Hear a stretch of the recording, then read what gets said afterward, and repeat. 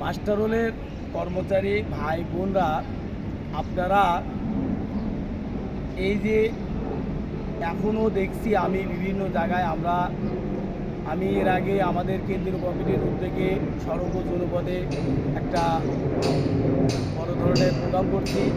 আমরা বরিশালে একটা প্রোগ্রাম করছি, আমরা রংপুরেতে বিভাগীয় প্রতিনিধির যে প্রোগ্রামগুলো আমরা শুরু করছি এটা আমরা ইনশাল্লাহ শেষ করব।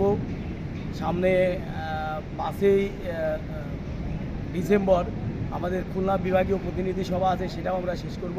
আর এর মাঝে আমাদের জরুরি ভিত্তিতে আমাদের এই 5 দফা দাবি নিয়ে আমাদের মহাসমাবেশ ঘোষণা হয়েছে। যে যাই আমাদের সমস্ত আমাদের কেন্দ্রীয় কমিটির ভাইয়েরা আমাদেরকে যে হিসাবটা দিয়েছে একটা, যে আমাদের বাংলাদেশে 46টা ডিপার্টমেন্টে মাস্টার রোল কর্মচারী আমরা আছি।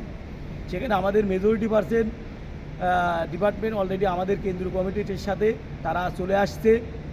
আমরাও আমাদের এলজিডির পক্ষে থেকে আমি প্রতিনিধি হয়ে আমি তাদের সাথে করছি, তাদের প্রতিনিধি হিসাবে আমাদের বিভাগীয় অনেক প্রোগ্রামে আমি অ্যাটেন্ড হচ্ছি। ইনশাল্লাহ আমাদের ডিপার্টমেন্টের সমস্ত মাস্টার রোল কর্মচারী আমাদের এই 25শে নভেম্বর জাতীয় শহীদ মিনারে হাজির হবেন। আমাদের 5 দফা দাবি ইনশাল্লাহ আমরা সরকারকে জানাতে চাই, বর্তমান সরকারকে, যে আমরা এই দেশের নাগরিক, আমরা এই দেশে বাস করি, আমরা এই দেশের সন্তান। আমরা 25শে আগস্ট যে তৈরি হয়েছে সেই 25শে আগস্টের আমরাও অংশীদার। আমার সন্তান, আমার ছেলে, আমার মেয়ে, আমরাও সেখানে অ্যাটেন্ড করছি। আর এলজিডিতে আমি এই দীর্ঘদিন যাবৎ আমাদের কর্মচারী ভাই বোনদের নিয়ে আমরা যে নির্যাতিত নিবেশিত আমি তার সংগ্রাম করে যাচ্ছি। আর আমার এই ফেসবুক আইডির থেকে আমি 24-এর আন্দোলনের আমার ছাত্র জনতা ভাইদের সমস্ত ভিডিওগুলো আমি আমার জীবনের রিস্ক নিয়ে আমি সব আমার আইডির থেকে আমি শেয়ার দিছি। এটা নিয়ে আমি তখন খুকসা উপজেলায় ছিলাম, তখন আমাকে অনেকে আমার উপরে অনেক রকম হুমকি ধামকি দিছে। আমি বলছি আমি ওদেরকে ভয় পাই না, আমি যে মৃত্যুকে ভয় পাই না সে আবার তাকে ভয় দেখাবে কে। তো যাই আলহামদুলিল্লাহ আমাদের দেশে স্বৈরাচার বিতার হয়েছে। আমাদের দেশে এখন একটা 24-এর যে আকাঙ্ক্ষা নিয়ে আমরা আমাদের ছাত্র জনতা সাধারণ জনগণ মিলে আমরা যে দেশে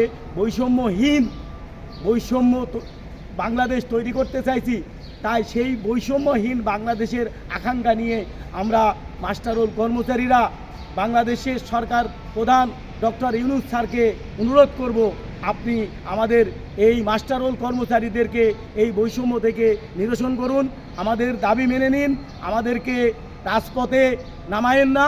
আর আমরা যদি রাজপথে নামি তাহলে ইনশাল্লাহ আবার কিন্তু আমরা আর একটা 24 তৈরি করব।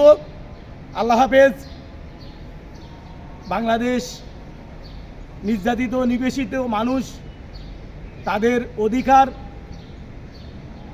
হরণ থেকে বাংলাদেশের যারা নীতি নির্ধারক আছে তারা সরে আসবে, তাদেরকে অনুরোধ করব। আল্লাহ হাফেজ।